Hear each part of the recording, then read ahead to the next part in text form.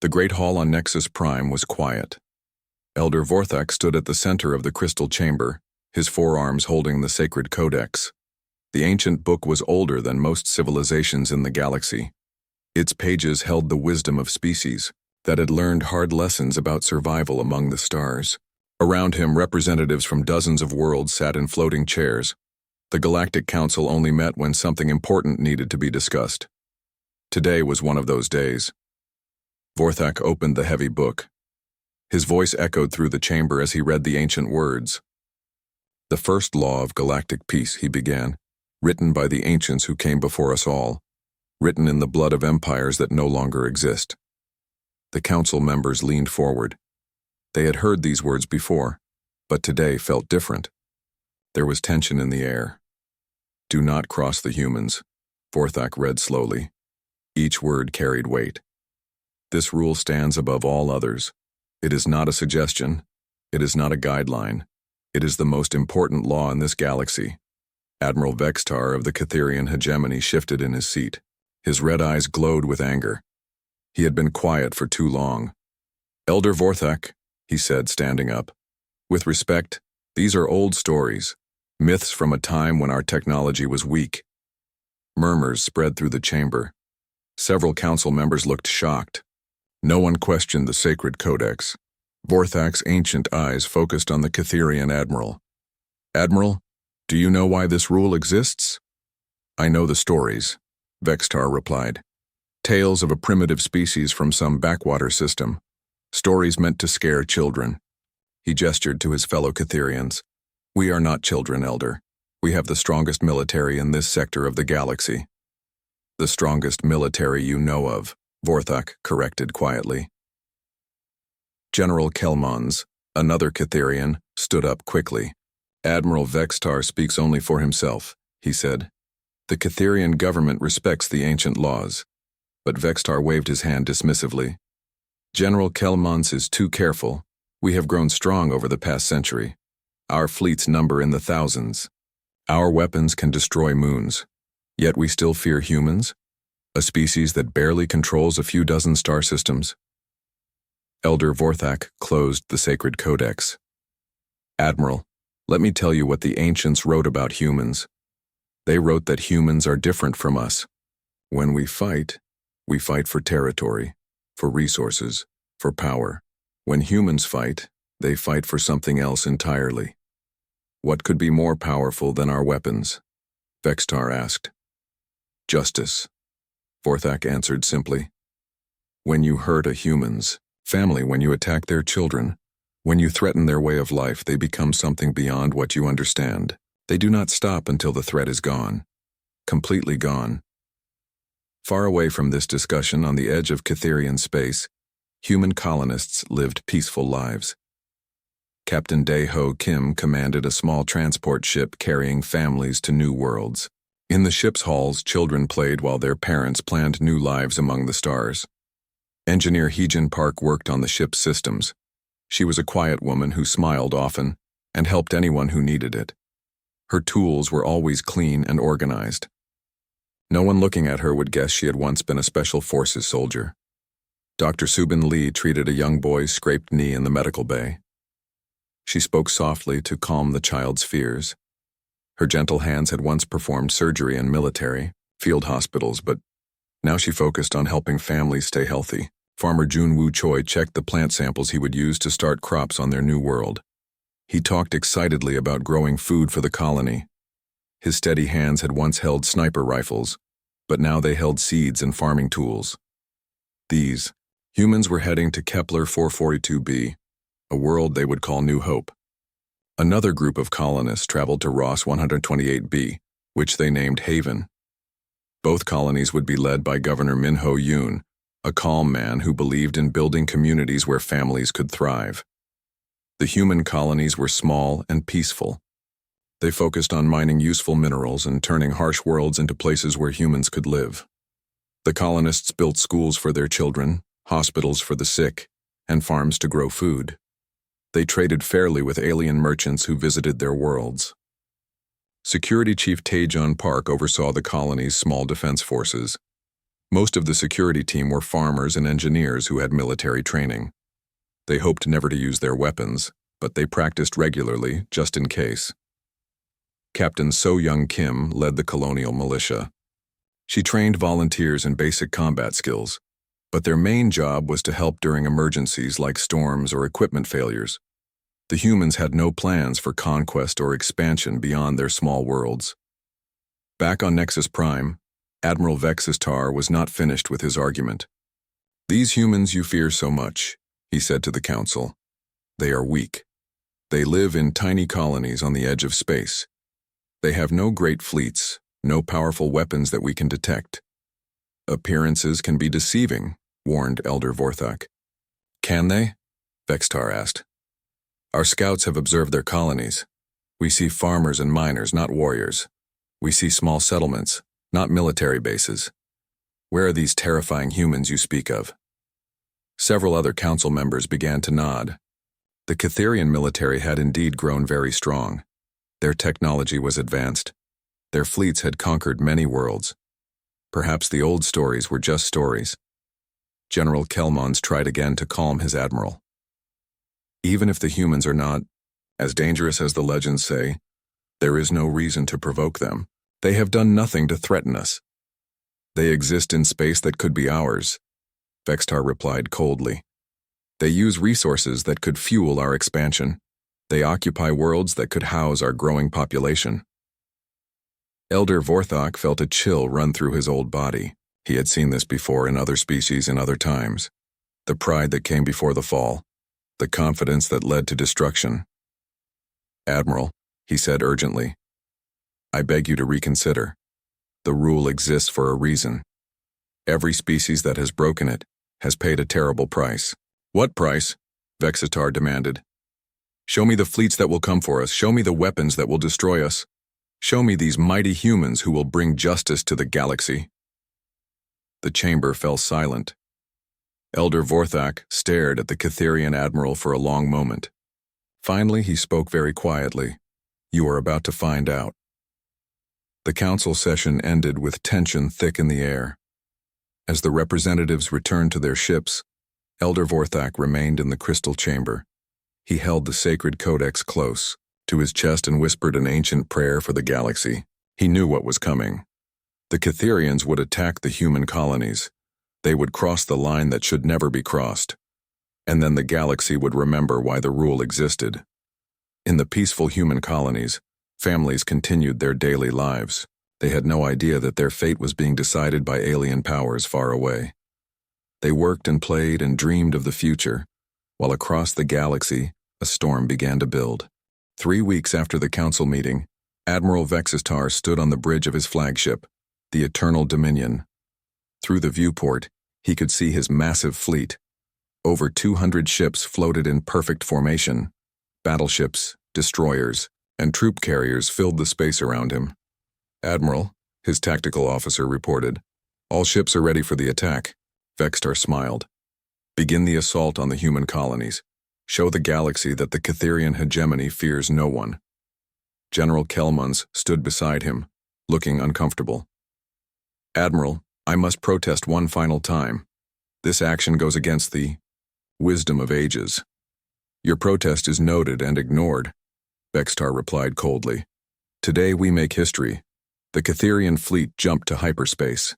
Their destination, the peaceful human colonies of New Hope and Haven. On New Hope, Governor Minho Yoon was reviewing agricultural reports when alarms began to sound. He rushed to the colony's command center, where Security Chief Taejun Park was staring at sensor displays with disbelief. "Governor," Taejun said, his voice tight with worry, "we have over 100 alien ships dropping out of hyperspace. They're not responding to our communication attempts." Minho felt his stomach drop. "Are they attacking?" The answer came in the form of energy beams striking the colony's outer buildings. Explosions lit up the settlement as the Catheran fleet opened fire from orbit. "All civilians to emergency shelters," Minho ordered. "Send a distress signal to Earth immediately." Captain So-Young Kim was training with the militia when the attack began. She quickly organized the volunteers into defensive positions. Engineer Hee-Jin Park grabbed her toolkit and ran toward the damaged buildings. Her hands moved with practiced efficiency as she shut down power systems and sealed breaches. Dr. Subin Lee rushed to the medical center as wounded colonists began arriving. Her gentle demeanor changed to focused determination as she worked to save lives. Her military training took over as she organized triage and prepared for surgery. Farmer Jun Woo Choi helped evacuate families to the underground shelters. When he saw Catheran dropships landing near the colony, he grabbed a rifle from the armory. His hands remembered skills he had hoped never to use again. The battle for New Hope was fierce, but short. The human colonists fought bravely, but they were overwhelmed by superior numbers and firepower. Security Chief Tae-Jun Park coordinated the defense until a Catheran energy blast brought down the communications tower. Within 6 hours, both human colonies had fallen. Governor Min Ho-yoon was captured along with scientist Nara Lim and hundreds of other colonists. The Catherians broadcast their victory across the galaxy, showing footage of defeated humans being loaded onto prison ships. Admiral Vextar stood triumphantly in the ruins of New Hope's government building. "Look how easily they fall," he announced to his officers, "the mighty humans that the galaxy fears so much." But the Admiral had made a crucial mistake. Every human colony, no matter how small or remote, maintained a quantum entanglement communicator linked directly to Earth. The moment the attack began, the signal reached Admiral Kyung-Soo Jang at Earth Defense Command.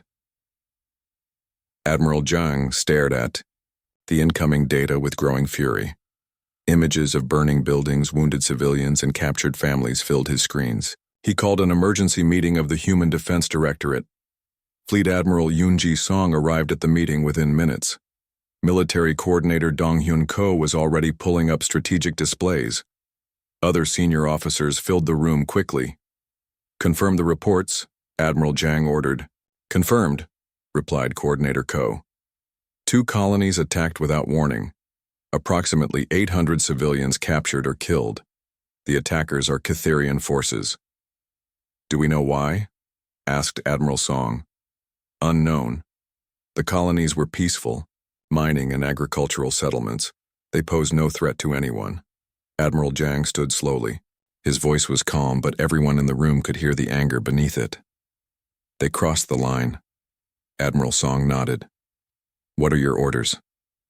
"Begin Protocol 7, Jang said quietly. "Full mobilization.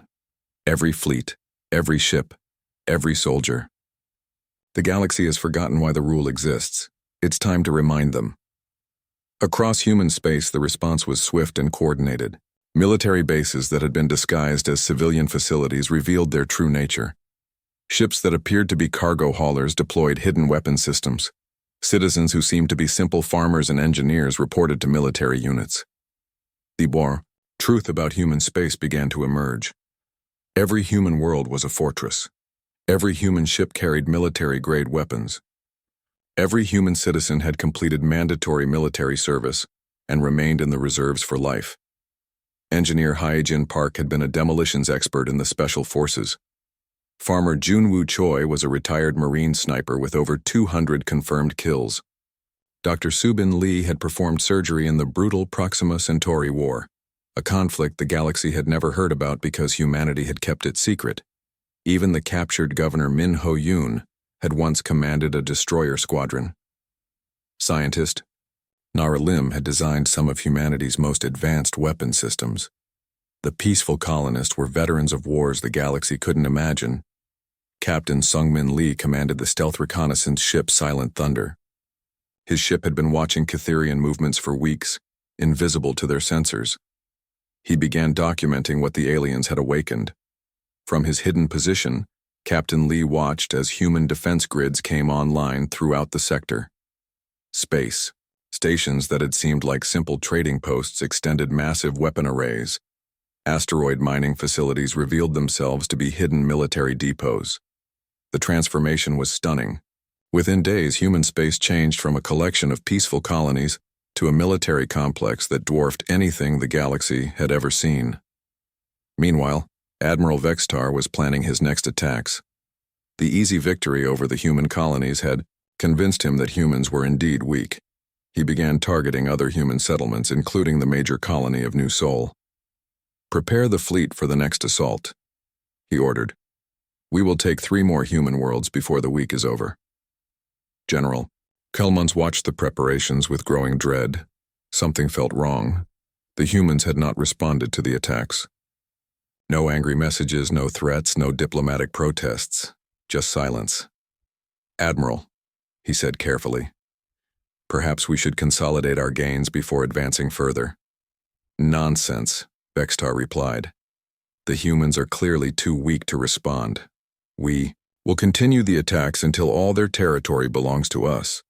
But the silence from human space was not weakness. It was preparation. Elder Vorthak tried desperately to contact Earth. He sent message after message offering to mediate, begging for a chance to find a peaceful solution. The response was always the same automated message. "The matter is now beyond diplomatic resolution." The Elder knew what those words meant. He had heard them before long ago when his own people had made the mistake of attacking a human trade convoy. The Zilinian Empire had barely survived the consequences. In the Catherian capital, intelligence reports began arriving that worried the more thoughtful military leaders. Deep space monitoring stations on the edge of their territory had stopped reporting. Patrol fleets had gone silent. Scout ships sent to investigate had also vanished. Equipment failures. Admiral Vextar dismissed the reports. Old technology breaking down.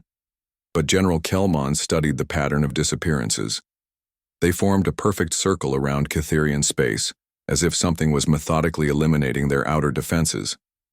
"Admiral," he said urgently, "I believe we are being surrounded, by whom?" Vextar laughed. "The mighty human fleet that no one has ever seen?" Captain Sung-Min Lee continued his observations from the silent thunder. He watched human ships moving through space like ghosts, invisible to Catherian sensors. Fleet Admiral Yoonji Song's massive dreadnought Indomitable Spirit led a formation of ships so large it would blot out the sun of any world they approached.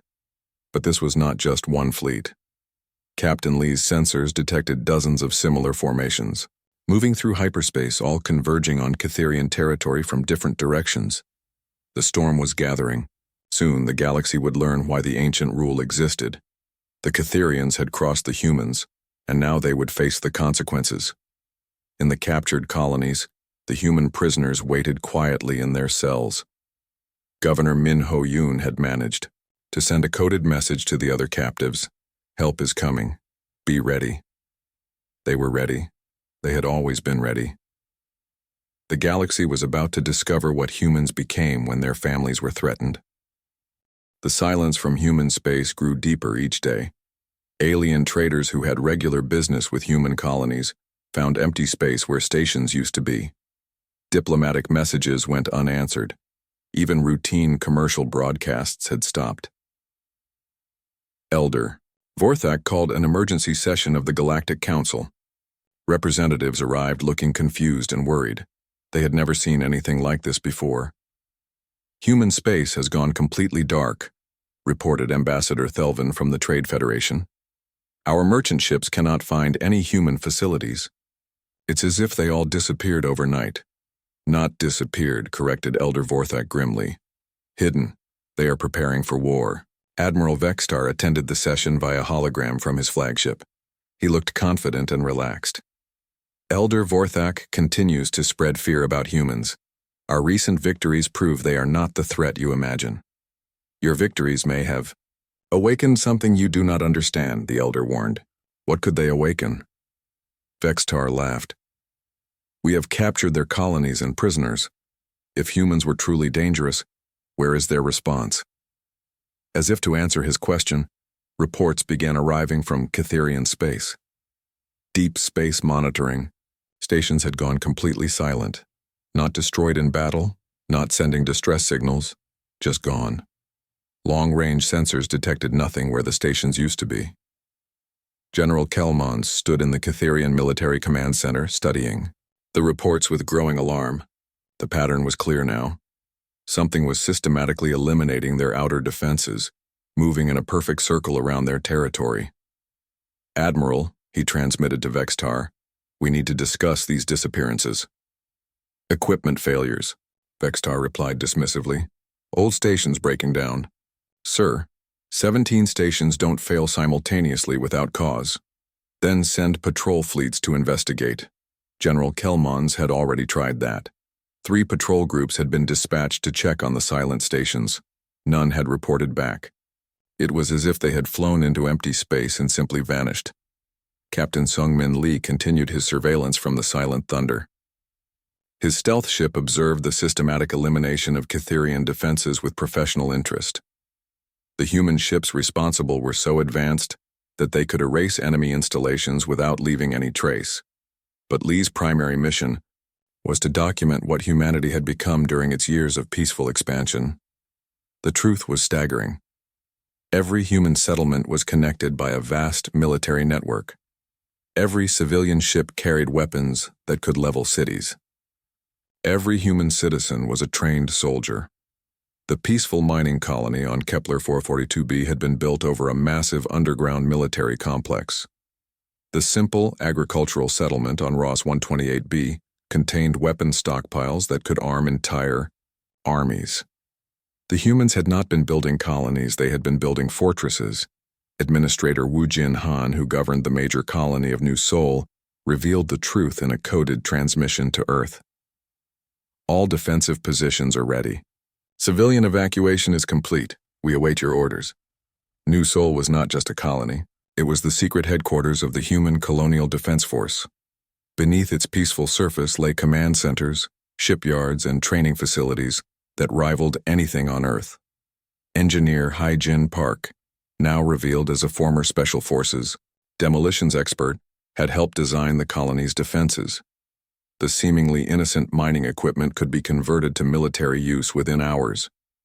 The agricultural buildings were actually armored bunkers connected by underground tunnels. Dr. Subin Lee, whose gentle hands had once performed surgery in military field hospitals, maintained the colony's hidden medical facilities. These were not just hospitals but trauma centers designed to treat massive casualties during wartime. Farmer Junwoo Choi, the retired Marine sniper, had carefully mapped every approach to the colony. His farming activities had actually been reconnaissance missions to identify defensive positions and escape routes. On Earth, Fleet Admiral Yoon-ji Song stood on the bridge of the Indomitable Spirit. Her massive dreadnought was larger than most Catherian space stations. Around her, the human fleet stretched beyond the horizon. Hundreds of ships, each one a masterpiece of military engineering. But this was not the only fleet. Admiral Kyung-soo Jang had mobilized everything. From hidden bases throughout human space, dozens of fleets were moving toward Catherian territory. Each approached from a different direction, using routes that avoided all known alien sensors. Military Coordinator Dong-Hyun Ko monitored the movements from Earth Defense Command. His screens showed a 3-dimensional map of the galaxy with countless human ships converging on their target. The Catherians had no idea what was coming. All fleets report ready status, Ko announced to Admiral Jang. Execute Phase 1, Jang ordered quietly. Throughout Catherian space, the disappearances accelerated. Not just monitoring stations now, but patrol fleets, supply convoys, even small orbital platforms.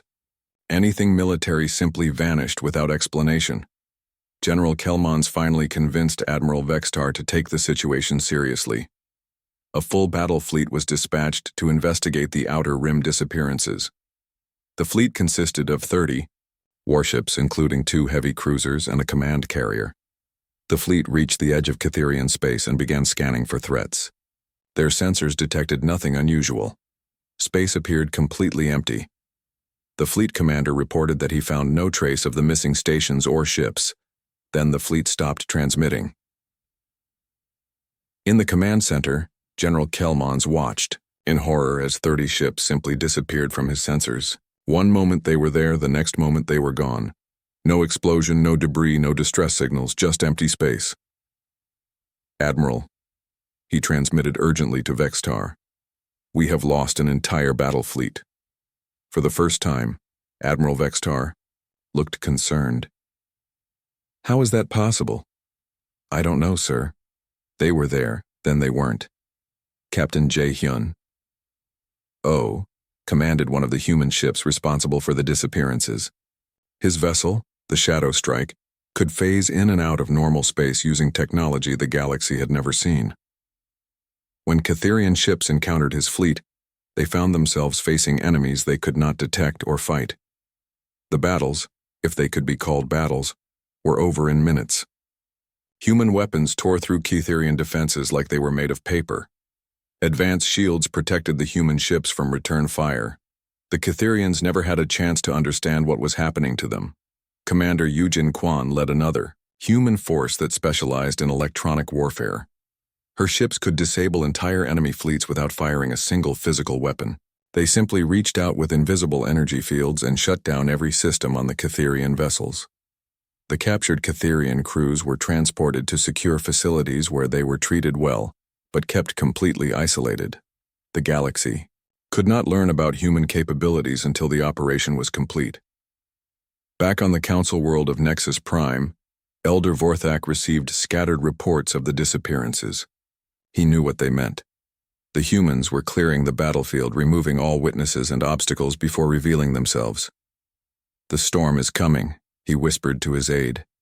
"Contact all council members. Tell them to prepare for the revelation." Admiral Vextar finally began to understand the magnitude of his mistake. The easy victories over human colonies had been a trap.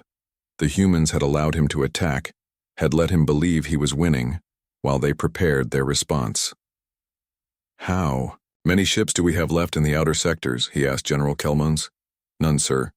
Every patrol, every station, every defensive position beyond the inner core has gone silent." "That's impossible. We had thousands of ships out there."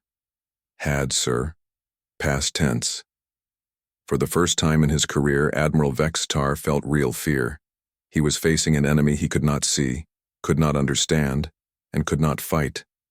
The humans had not just responded to his attacks, they had surrounded his entire empire without him knowing it. Captain Mi-kyung-an led a fighter squadron from the Indomitable Spirit. Her pilots were among the best in human space, trained for missions that pushed the limits of what organic beings could survive. They flew ships that could outmaneuver anything the Catherians possessed. During a reconnaissance mission near the Catherian capital, Captain An observed the enemy fleet formations. She counted over 800 warships concentrated around their core worlds. It was an impressive force by galactic standards. It was also completely inadequate for what was coming. "Admiral Song," she reported back to the Indomitable Spirit. "Enemy fleet strength confirmed. They have gathered most of their remaining forces near the capital." "Excellent," Admiral Song replied. "They have made our job easier." The human fleets continued their approach, invisible to Catherian sensors, silent as death itself. Soon they would emerge from the darkness and show the galaxy what humanity had become during its years of peaceful expansion. Admiral Vextar stood on his bridge, staring out at his remaining fleet. He still commanded impressive firepower, but doubt gnawed at him. How had the humans eliminated so many of his ships without him even knowing they were under attack? "Perhaps," General Kelman suggested quietly, "we should attempt to negotiate." "Negotiate?" Vextar turned on him angrily. "We are the Catherian hegemony. We do not negotiate with primitives." The storm finally broke on a Tuesday morning. Admiral Vextar was reviewing defense plans when alarms began shrieking throughout his flagship. His tactical officer stared at the sensor displays with disbelief. "Admiral," the officer stammered, "we have multiple contacts dropping out of hyperspace. Hundreds of ships." "Where?" Vextar demanded. "Everywhere, sir. They're surrounding our entire fleet." On the main viewer, space began to fill with human warships. They appeared from every direction, emerging from hyperspace in perfect formation. Ship after ship materialized until the stars themselves were blocked out by their hulls. Fleet Admiral Yoonji Song stood on the bridge of the Indomitable Spirit, watching the Catherian fleet scramble to respond. Her dreadnought was larger than their biggest battleships. Around her, the human fleet stretched in all directions, a wall of military might that dwarfed anything the galaxy had ever seen. "Admiral Song, came the voice of Admiral Kyung-Soo Jang from Earth Defense Command. "You are authorized to begin liberation operations." "Understood, sir," Song replied. "Beginning rescue of our people." Captain Jae Hyun Oh led the liberation force toward the prison ships holding the human colonists. His ships moved with precision. Their weapon systems locked onto Catheran vessels that held their families and friends. The rescued Governor Min Ho-yoon and scientist Nara Lim had managed to transmit detailed intelligence about Catheran defenses from their prison cells. Their information proved invaluable as human forces moved to free the captives. "This is Captain O to all Catheran vessels holding human prisoners," he broadcast on all frequencies. "Release the captives immediately, and you will be allowed to surrender. Refuse, and you will be destroyed." Several Catheran prison ships immediately began releasing their human captives. Their commanders had no desire to fight an enemy that had surrounded their entire fleet. But others, following Admiral Vextar's orders, prepared to use the prisoners as shields. They learned too late that humans did not negotiate when their families were threatened. Captain Mi Kyung-on's fighter squadron executed an attack run that would become legendary. Her pilots flew between enemy ships with impossible precision, targeting specific weapon systems while avoiding any damage to the areas where prisoners were held.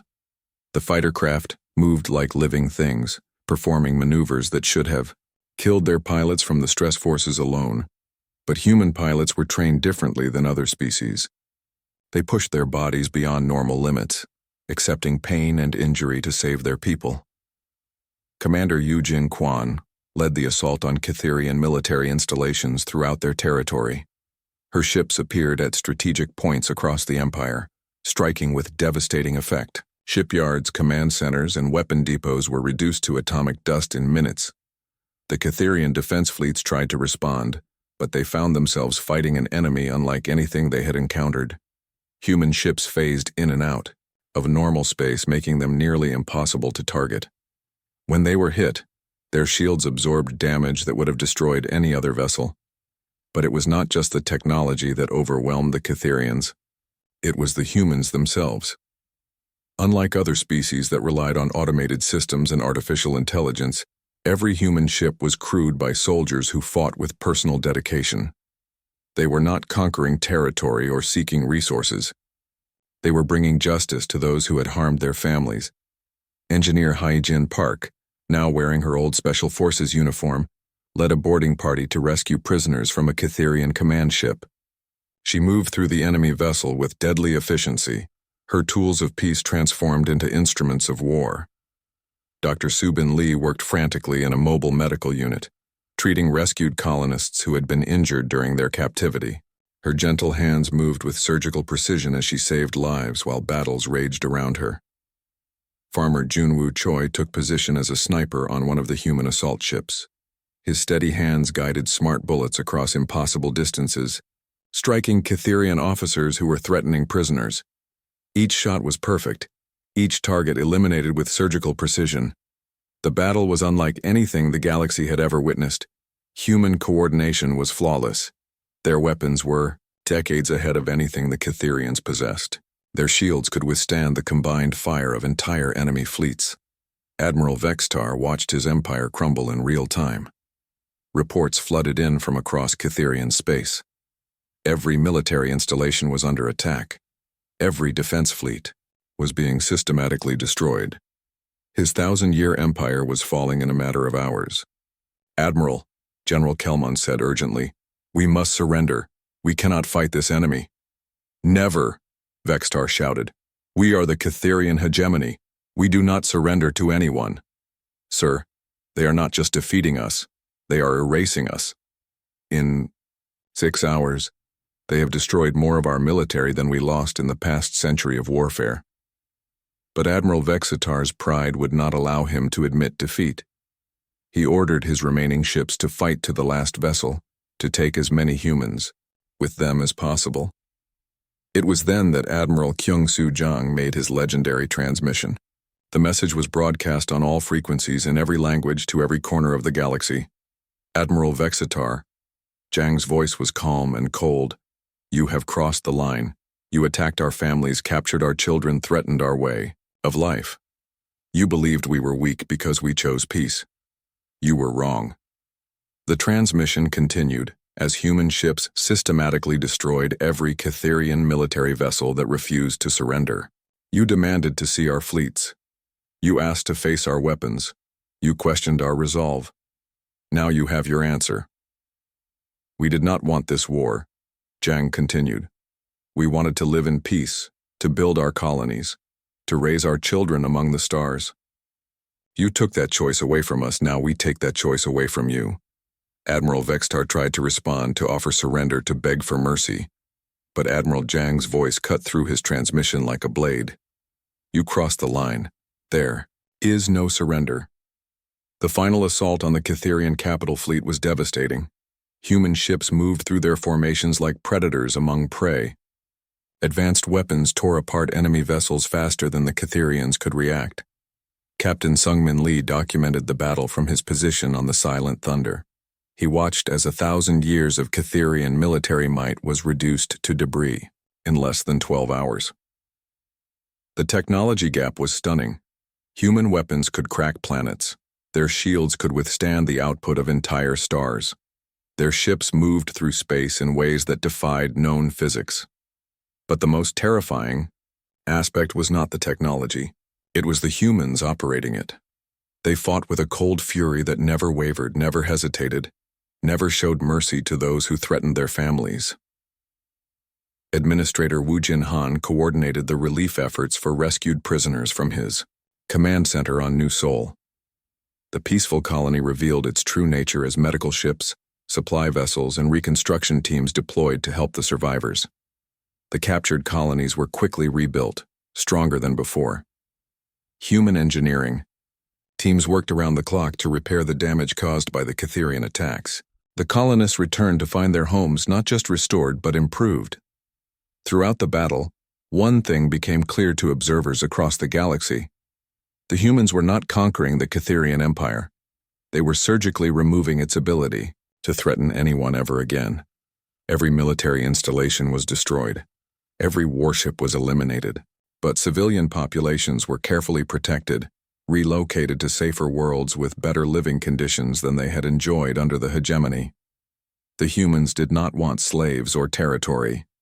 They wanted justice. As the battle entered its final phase, Admiral Vextar found himself alone on his flagship, his fleet destroyed around him. He finally understood the magnitude of his error. The humans had not been hiding because they were weak. They had been hiding because they were too strong. "Admiral Song," came a transmission from his dying ship. "This is Admiral Vextar. I surrender. Please, show mercy to my people." Fleet Admiral Yoonji Song's response was heard throughout the galaxy. "Your people will be safe, Admiral. They will be relocated to better worlds given freedom and opportunity. But you crossed the line." The Eternal Dominion was the last Catherian warship to fall. Its destruction marked the end of the Catherian hegemony as a military power. In less than 24 hours, humanity had dismantled an empire that had threatened the galaxy for centuries. But the storm was not yet over. The galaxy was watching, and humanity had a message to deliver. The silence that followed the battle was deafening. Across the galaxy, every government, every military, every civilian population watched the aftermath in stunned disbelief. In less than 24 hours, the mighty Catherian hegemony had been completely destroyed as a military power. Their 1,000-year empire had fallen to an enemy most had considered primitive. Elder Vorthik called an emergency session of the Galactic Council. Representatives arrived in a state of shock, many still unable to process what they had witnessed. The great crystal chamber on Nexus Prime had never seen such tension. "Members of the Council," Vorthak began, his ancient voice heavy with sorrow. "We have witnessed the breaking of the oldest law in our galaxy. We have seen the consequences." Reports continued to flood in from across former Catherian space. Every military installation had been reduced to atomic dust. Every warship had been eliminated without exception. The systematic destruction was complete and absolute, but equally shocking were the reports about civilian populations. Not one non-military Catherian had been harmed. In fact, the humans had relocated entire populations to better worlds, providing food, shelter, and medical care superior to what they had received under their own government. Ambassador Thelvin from the Trade Federation read from his intelligence reports with a shaking voice. The humans have established refugee camps on 17 worlds. The former Catherian civilians report better living conditions than they have known in generations. They have access to advanced medical care, education systems, and economic opportunities. This is not conquest, observed Representative Zorkan from the Mining Guild. This is something else entirely. Elder Vorthak nodded grimly. This is justice, human justice. They do not seek to rule or enslave. They seek to eliminate threats and protect the innocent. General Kelman, one of the few surviving Catherian military officers, had been granted permission to address the council. He stood before them, his uniform stripped of rank insignia, his eyes haunted by what he had witnessed. Honorable council members, he began. I was there. I saw what humanity truly is. We thought we were attacking weak colonies on the edge of space. We were wrong. The general's voice grew quiet as he continued. Every human settlement is a fortress. Every human civilian is a trained soldier. Every human ship carries weapons that can destroy moons. They have been building this capability for generations, hiding it behind a facade of peaceful expansion. But that is not the most terrifying thing about them, Kelman added. The most terrifying thing is their restraint. They could have wiped out every Catherian in the galaxy. Instead, they chose to save us from our own leaders. The council chamber erupted in nervous whispers. Several representatives demanded to know how humanity had hidden such massive military capabilities. Others wanted to know why humans had never used their power before. Because they do not fight for conquest, Elder Vorthak explained. They fight for justice. When you threaten their families, when you attack their children, when you cross that sacred line, they become something beyond normal warfare. They become a force of nature.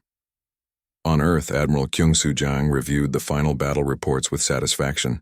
The operation had been executed flawlessly. Every objective achieved, every human life saved, every threat eliminated. Casualty report? He asked Military Coordinator Dong-hyun Ko. 0 human military deaths, sir. 17 wounded, all expected to make full recoveries. Former Catherian civilian casualties are also 0. Excellent. Begin Phase 2 of the operation. Phase 2 was not military action. It was diplomacy.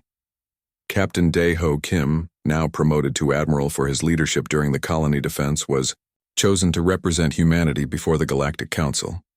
Admiral Kim arrived at Nexus Prime aboard a single human ship. The vessel was small by human fleet standards, but still larger and more advanced than anything in the Council's protection force. Its very presence reminded everyone of what they had witnessed.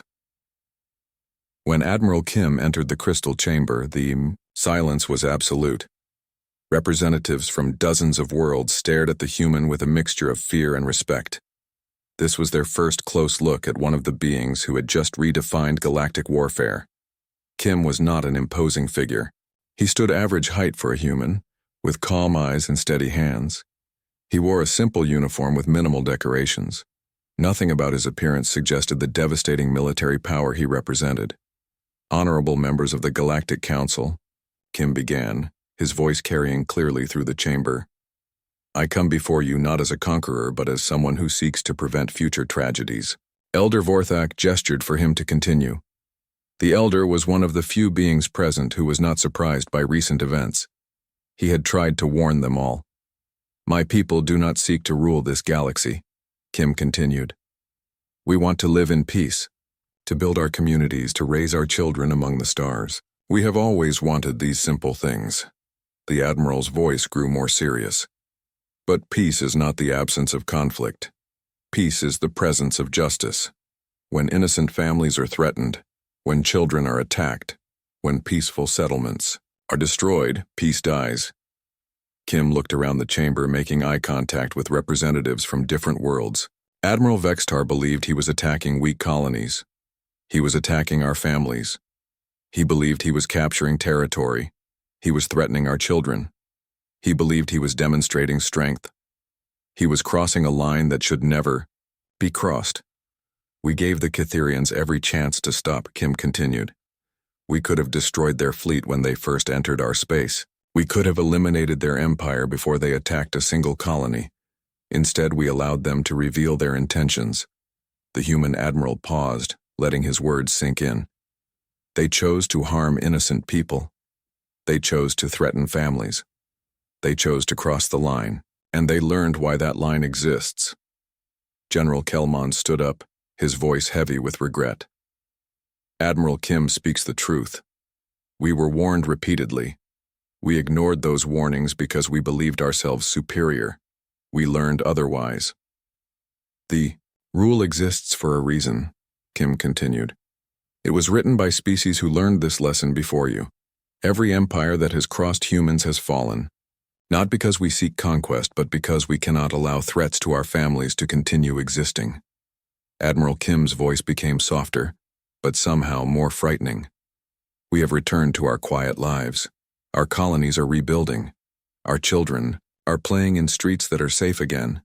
Our families are together. But we are watching, he added. We are always watching. The galaxy now knows what we are capable of. The question is whether you will remember. The Admiral walked to the center of the chamber, where the sacred codex rested on its ancient pedestal. He opened the massive book to a blank page and began to write with a stylus provided by Elder Vorthek. I add this entry to the sacred codex, Kim announced as he wrote.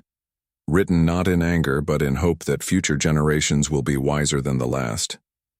He read his words aloud as he wrote them. We thought the rule was a suggestion born of ancient fear. We learned it was a warning written in the ashes of empires. The humans sleep, but they do not slumber. They build, but they do not forget. They forgive, but they do not ignore. Cross them, and you will understand why every species before you wrote the same rule. Do not cross the humans. Kim closed the codex and returned to his position. My people are returning to their normal lives now. Engineer Hee-Jin Park is fixing water recyclers on New Hope. Dr. Subin Lee is treating children with scraped knees. Farmer Junwoo Choi is planting crops for the next harvest. They are peaceful people, he continued. They want simple, quiet lives. But they are also soldiers, every one of them. They will remain soldiers for as long as threats exist in this galaxy. The Admiral's final words became legendary throughout known space. We want peace. We have always wanted peace. But peace is not the absence of conflict. It is the presence of justice. Cross us again, and there will be no warnings, no negotiations, no mercy. There will be only justice. Admiral Kim left the council chamber as quietly as he had arrived. His small ship departed Nexus Prime and vanished into hyperspace, returning to the human colonies where normal life was resuming. Governor Min Ho-yoon had returned to his duties, overseeing the reconstruction of New Hope. The colony was being rebuilt stronger than before, with better facilities for the families who called it home. Engineer Hee-Jin Park worked on improving the colony's infrastructure, her deadly skills hidden once again behind her gentle smile and helpful nature. Dr. Subin Lee treated patients in the new medical center, her surgical skills serving life rather than war. Farmer Junwoo Choi planted seeds in fields that would feed the growing community, his sniper rifle secured in an armory that everyone hoped would never be needed again, output and mineral extraction, the colony's military capabilities hidden beneath the routine of civilian life. Across human space, life returned to its peaceful rhythm. Children went to school, parents worked at their jobs, and families gathered for evening meals. To casual observers, nothing had changed, but the galaxy would never be the same. Every government now knew the truth about humanity. Every military commander understood the consequences of threatening human